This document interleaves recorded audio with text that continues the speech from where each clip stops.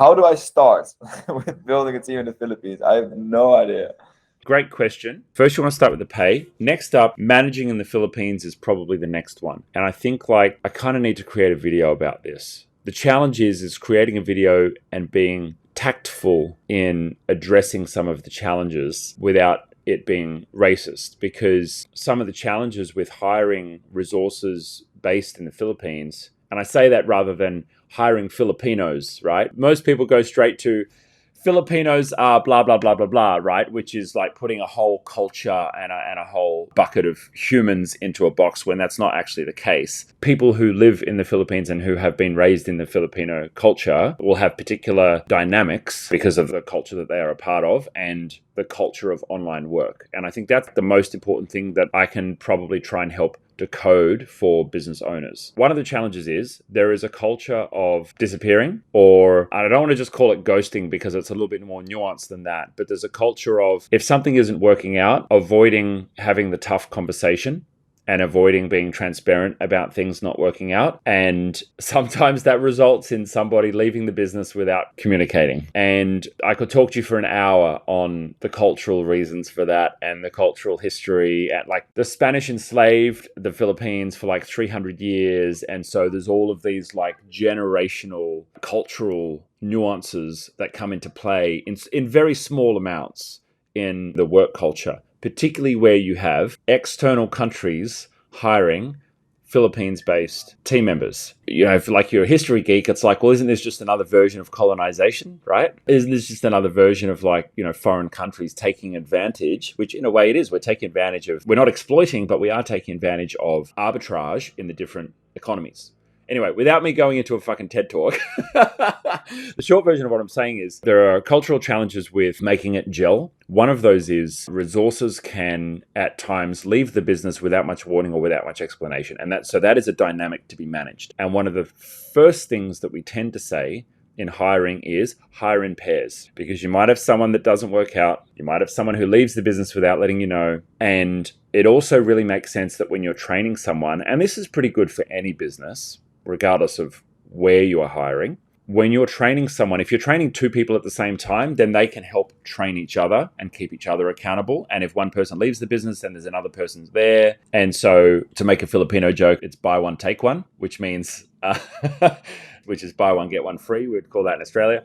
But yeah, effectively, we tend to hire in pairs. And what that creates is this nice little unit that you can train. All of a sudden, you're starting with a team. You're not just starting with one helper. And so in IT terms, you're reducing single point of failure risk. That's like number one. Know what you got to pay and then hire in teams. Resources based in the Philippines tend to be strong at repeatable tasks and repeatable work, because there is a large culture of service here. And that service culture is very top-down in management style. And by top-down, what I mean is the work culture is very much expecting that a manager or a leader will be very instructive in what people are sharing. Now, the non-politically correct way of saying that is, people are better at following instructions and they need a boss to tell them what to do and yada, yada, yada. But I'm trying to say that as delicately as possible, which is Philippines-based resources will respond very well to clear instructions. And many resources have been trained in they're called BPOs, business process outsourcing. They've been trained in call centers with 10,000 people. And so because there isn't much of a small business culture here in the Philippines, the culture is very different to Australia. In Australia, it's like you've got a small business, you've only got the money to pay for like 2 or 3 people because Australian resources are so expensive. And so everybody's got to do a very, very diverse role. In the Philippines, you've got 10,000 people. And so one person is doing one thing repeated all day long if you're working in a big call center. It's not everyone, but a lot of people who work there. So if you've got someone who's worked in that environment in the past, that's going to be an element to it. So repeatable tasks tend to work well. If you've got someone who's that kind of mindset, you'll then have other resources who are more creative, who are obviously going to be better at more creative and more dynamic tasks.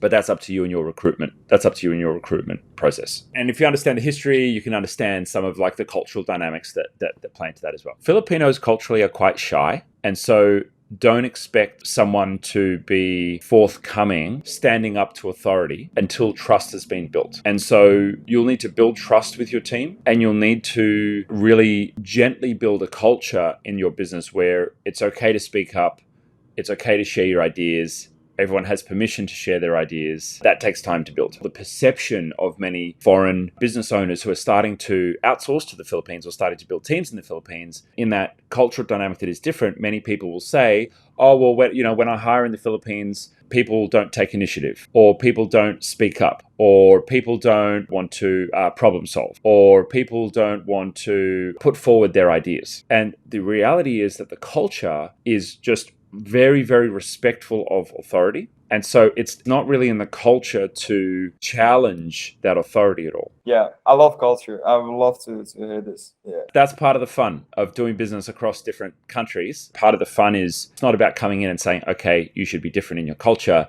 but it's coming in and trying to work out, okay, how can we use the benefits of each of these cultures to build a diverse team that's going to work great together. And so some of the best benefits of working with resources in the Philippines is that when you have a culture which is sensitive, they're going to be quite sensitive to the nuances of customers. Filipinos have an amazing culture of adventurousness, of playfulness, of joking, of having a good time, really strong family values. And so you're going to have all of those really amazing cultural elements coming through into your work, which is why Philippines is very popular for customer service and creative roles as well, because you've got this beautiful, rich culture, and there's a million different languages and dialects as well. So you've got really good mix and different cultural influences, Chinese and Japanese and Spanish, obviously. And so you've got this like melting pot of cultures here as well, which means that, okay, you're going to get that diversity in your team as well.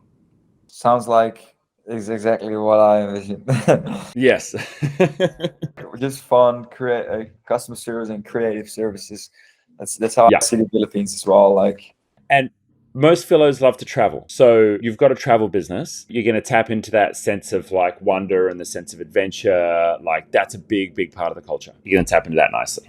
cool, thank you. So what and how do I like find people? Where do I do that? Good question. Okay, so the practicals are you've got a couple of options. You can either hire through an agency, and that's usually the best place to start when you're hiring your first 1, 2, or 3 people, because hiring direct, you've got to do the HR, you've got to do the management, you've got to learn how people are paid and when they're paid and benefits and blah blah blah. And there's a few practical things to learn with that. So the best way is when you're hiring your first 1, 2, or 3 people is to go through an agency. There's one agency in On Track, which is Stephen. Yes, I've thought immediately about him.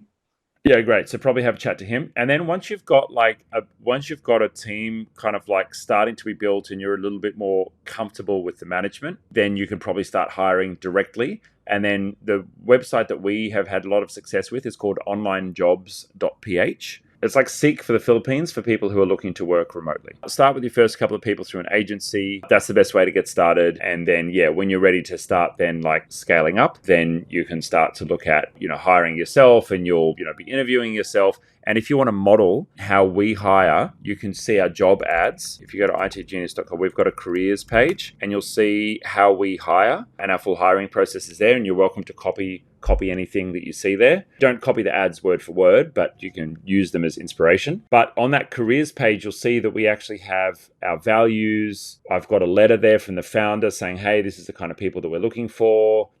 Sometimes we'll do like videos on, hey, we need XYZ person. If you apply for this job, this is the kind of person that we're looking for. And then we've got like a Google form, and it lists all the positions that we currently have available. That's how we hire. We now hire ourselves, but at the start, it's easiest to just work with someone else. And then basically you want to document your systems really well and start training the team on basically how do you run the business? How do you do the processes? You'll need to be quite prescriptive with that as you build that out. Well, your team will respond well to you being really clear with instructions.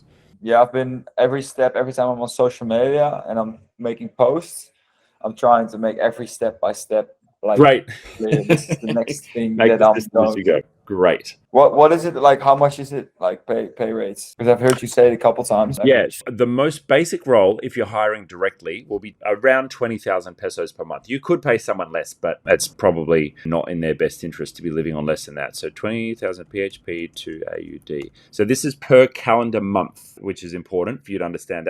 But people get paid a double month in December, just FYI. It's called 13th month. So at Christmas time, because it's like Catholic, everyone gets an extra month of pay. So no one ever quits in December because they want to get their 13th month of pay. But plenty of people quit in January.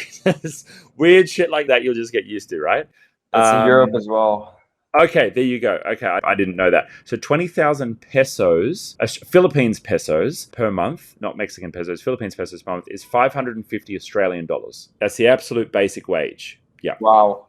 Yeah, wow. You can see the arbitrage, right? Now, if you're working with someone like Stephen who's got an agency and they're managing some of the payroll, you'll probably pay 30 to 50% more for all of their admin and overheads. And so they can be profitable because they're doing the recruitment and blah, blah, blah, and everything else. But that's basically the base rate. Now, most people are educated. Most people will have gone through college or university. Most people are excellent English speakers because most schools teach in English. So English is right through the countries. Definitely all professionals will be bilingual. They'll speak the national language, which is Tagalog. They may speak a local dialect as well. So if they're from the South, they'll speak Bisaya, which is what I speak, but they'll also speak pretty damn good English as well. It's Americanized English. So it's not British English.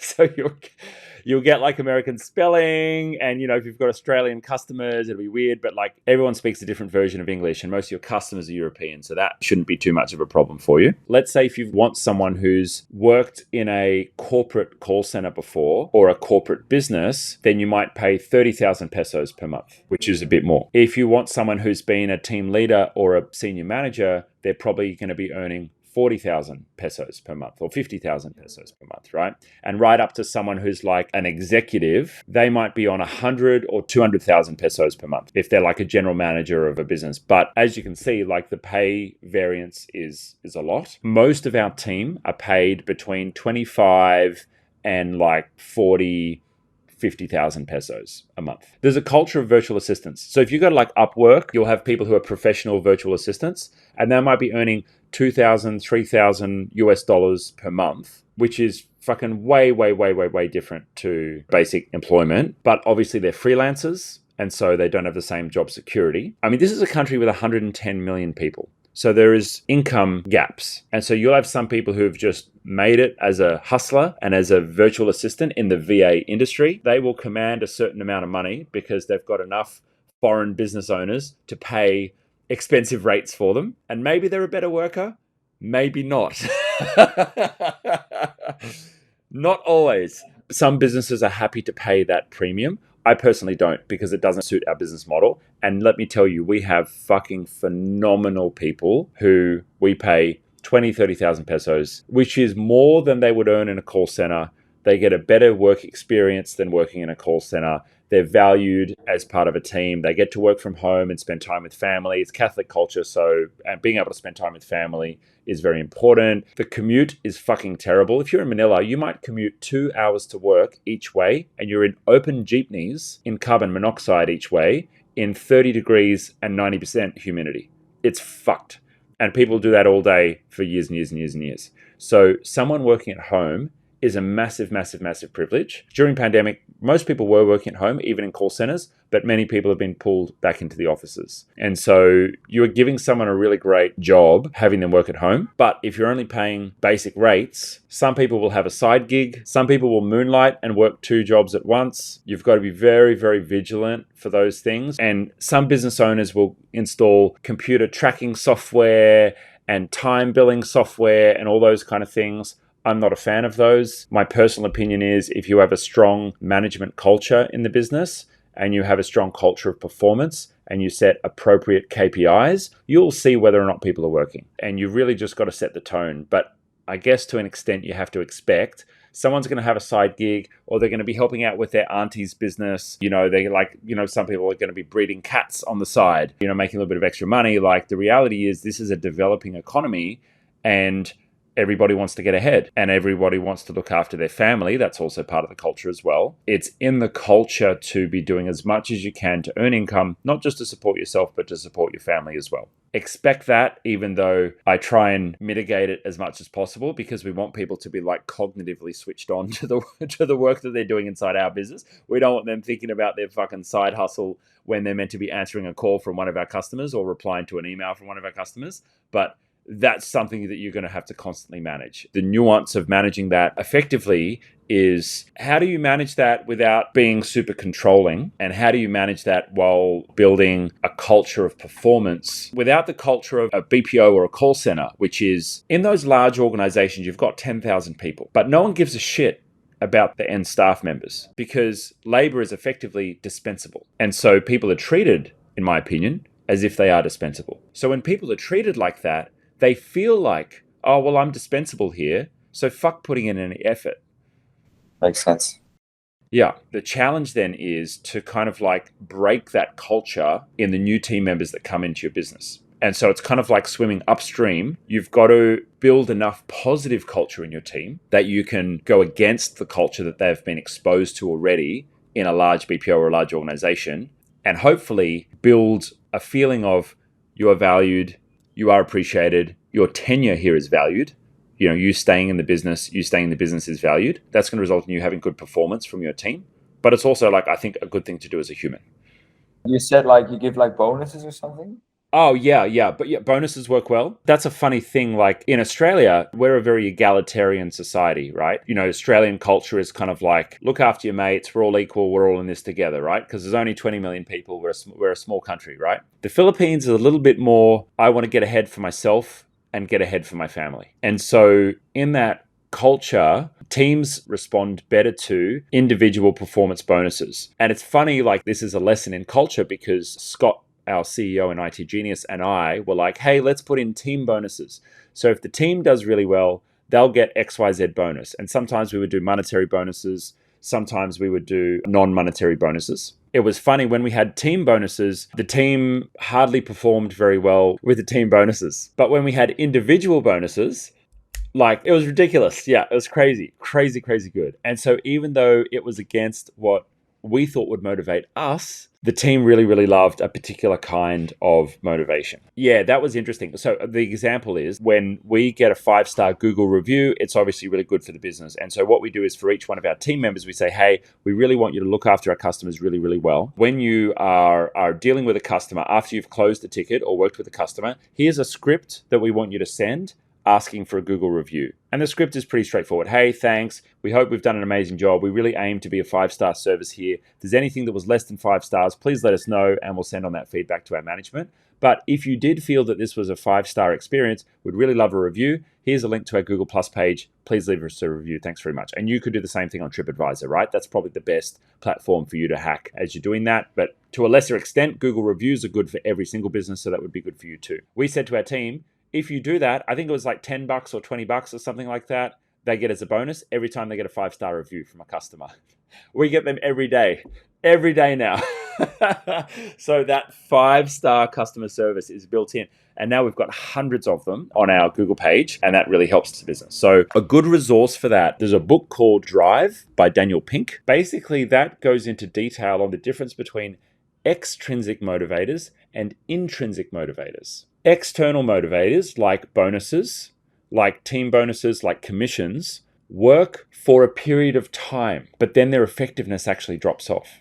And so you need to have intrinsic motivators that motivate people to do good work, as well as the extrinsic motivators as well. And there's all these like studies that have been done, and the book's really fascinating because it goes right into the psychological wiring of desire and motivation. We found that to be true. Like after a year of having a certain bonus structure, it would start to kind of like drop off with the team because it would get a bit stale. So we have to always mix things up. And we always say that bonus structures are never guaranteed. That's another trick. We say, okay, this is the bonus for the quarter. It might be renewed. It might not be renewed. So we always make it kind of like fresh, like it might not be there forever. And that tends to help motivate the team. The intrinsic motivators for people, and they've talked about a bunch of different studies, but how much someone is paid is actually like number 4 on the intrinsic motivators. What's more important to motivate people is, am I working to my skills? Am I doing what I'm good at? And then there's like, I think recognition from peers is number 2, recognition from management and peers. And then number 3 is, am I making an impact inside the business? Like, is my individual role making an impact towards the business's goals? Number 4 is, how much am I getting paid? So number 1 is, am I playing to my strength for people? So if you can find a way to have people feel like they're playing to their strength, matched up with Filipino culture tends to like a little bit of that extrinsic motivation as well because of the get ahead principle. Those two together, they work really well. That sounds like a whole other game. Oh man, it's a whole game. I'm passionate about teaching this too. So yeah, I'm loving Nice. sharing all of this. The craziest thing is you will find phenomenal talent here. It's absolutely phenomenal. And I've said this to so many people, and every Filipino I've said this to is like, yep. And what I said was nearly 10 years ago now. I had a team in Sydney. I had nearly 10 people in an office in Sydney. I hired a mix of mostly young people, mostly millennials, and we started hiring in the Philippines. And my Philippines-based resources worked harder, showed up more consistently performance-wise. Part of that is because you don't get paid if you have a sick day here. So, like we give extra benefits and extra paid leave. Like we give a lot more perks for that. Anyway, but people showed up more consistently. They worked harder, but they also had better performance output. There was better performance output, and the salaries were a fifth of the salary that I was paying my Australian-based resources. And I'm sitting there going, what the fuck is wrong with this picture? My perception was, and this is a decade ago, my perception was, Philippines-based staff are just call center people, right? They're weird, foreign, other people on the other side of the world somewhere that Telstra, the biggest telco in Australia, employs for their call centers. And there's a language barrier and an understanding barrier. These people are just hard to do business with. That was my perception going into this. And then I started getting better results for a fifth of the cost. And I was like, holy fucking shit. I'm never hiring an Australian again. And there's other reasons for that. We needed the lower cost of labor for our business model to work because we wanted to be a low cost operator. And of course, we've got some staff based in Australia for particular roles that happen to work better for those teams. But primarily, we are still 95% Philippines-based resources. That's become a part of our business. It comes with all of its challenges, but that's basically become part of our business because the talent here is so fucking rich. And many people ask the question, this is another good point to cover probably. Many people ask the question of okay, well, should I get an office or should I just hire in one location? Manila has a 30% price premium on salaries. So that's good to know. So if you're hiring in Metro Manila, you're probably going to pay 20 or 30% more just across the board. But there's a boatload of talent outside of Manila as well. Manila is more of an international city. Cebu is coming up. It's very IT focused. Davao is the third biggest city. That's also developing as a city. But the real internationalized talent is more in Manila and to a lesser extent Cebu as well. Most people will ask, okay, well, should I just hire all in one place? I was discussing this with a friend of mine a long time ago and he said, well, if you've got 1 million people in one city, and there's over 100 million people in the country. If you just hire in one city or you set up an office in one city, number one, your team have to commute, which sucks here. It sucks. And my personal opinion is, I think people sitting in carbon monoxide, in small amounts of ingesting carbon monoxide for an hour a day each way, is having long-term neurological damaging effects to the Filipino population.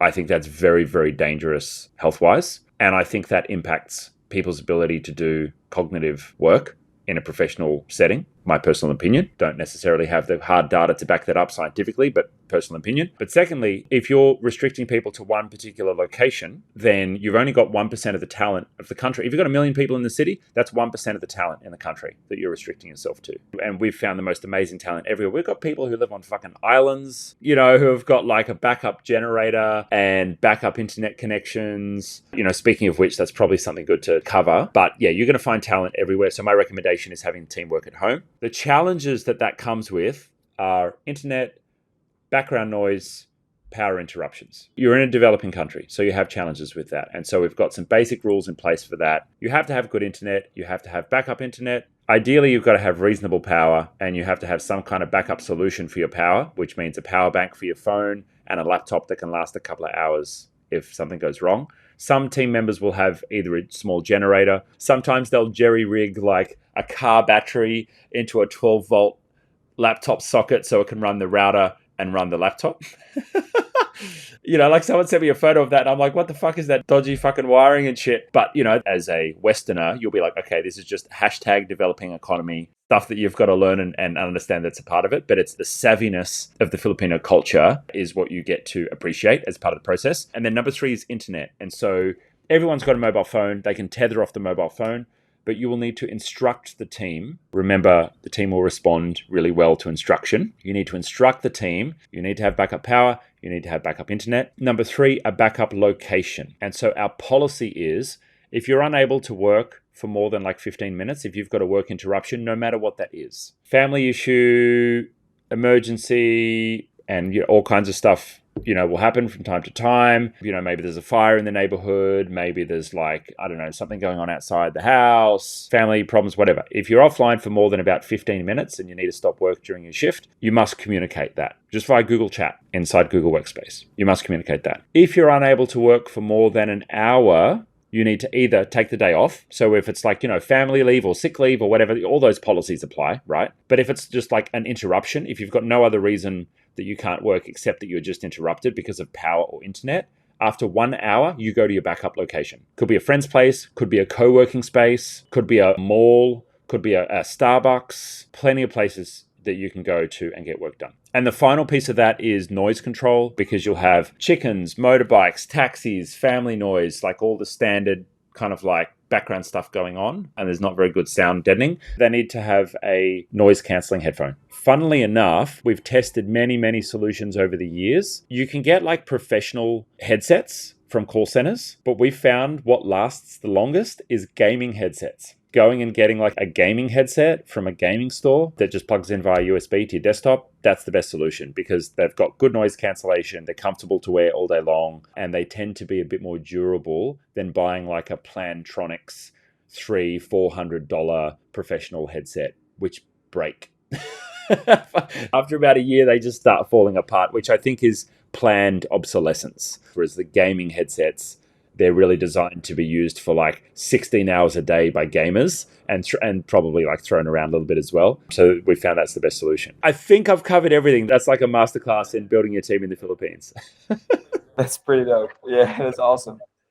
That's Yeah. really awesome. Yeah, I really get a clear idea now. So thank you very much. Yeah. There'll be a few language things that you need to tidy up as you start. Your team will call you sir. That's one of the first things that we need to like unwind as a culture. It's like, hey, yes, I'm your boss, but we're also like, we're on the same level. I make the decisions here, but we're equally a part of the company. When you're managing a remote team, you've got to do a lot of extra overhead on culture, getting to know someone on a personal level, remembering to do your one-on-ones, and check in with, what's going on in someone's personal life. I've posted an agenda for one-on-ones in the on-track resources, and I'll probably upload a video on that to the channel at some point as well. Remembering to build the cultural elements into your team that you would as if you were in the same room is very, very important. And there's a video on my channel called 11 Tips for Running a Highly Productive Remote Team. That's another good one to watch. And really that's about how do you build the culture in a remote team? And at the end of the day, you treat it like everyone's in the same room. You treat the remote culture as if everyone is in the same room. And that means you need to have the virtual water cooler to have conversations with each other. You need to have little check-ins. You need to have space and time for spontaneous conversations. You need to have space and time for connection. You need to build the bonds between individual co-workers so they can build trust with each other. It's a fun journey, building your international team, particularly in the Philippines. You've got all the advantages of English speaking, quite an Americanized culture, good time zone for Australia if you're in Asia Pacific. And the Philippines is a beautiful country. The people are wonderful people to spend time with if you get the chance to travel here. Oh, that's what I forgot to mention. Fucking come and meet your team. That's the most important thing. Within the first year, make a trip, fly your team into the one city, get drunk together, do some karaoke. Karaoke's freaking massive here. Spend time with your team, building the bonds. Nothing compares to sitting down in the same room as your team, because all of a sudden it becomes a human experience. Until you sit down across from your team and have dinner or share a meal or have a beer with your team, you are a scary person on the internet. And for someone who's based here in the Philippines who's never traveled outside the country, you're a scary white dude on the internet who's their boss, who in the culture of VAs, right, of virtual assistants, yeah, sure, there's the ghosting principle of, VAs, there's a culture of just kind of like disappearing on jobs, which is a real challenge. But there's also a culture of foreign business owners fucking over Filipino VAs by canceling contracts, not giving notice periods, disappearing, not paying people. There is both sides of that equation that has become toxic. That's another thing that you've got to mitigate, is making sure that you have notice periods in place so that someone working for you, they don't feel that it's a risky proposition. come and meet your team, and then all of a sudden you go from being a scary person on the internet to, oh, this is actually a human being. And your team go from being like this resource in another culture to like, oh, you're actually a human and you've got challenges, and tell me about your family, and let's have a beer together, and where did you grow up? And like that's the most magic and I cherish that moment. The first time I sat down with my team, had local food, had a beer. I'm getting teary thinking about that. Had a beer. That was the moment where it was like, oh, okay, cool, we're a team. I think at the end of the day, like if you treat your remote team as if they are just your team, they're not a remote team, they're just your team. That's how to thrive.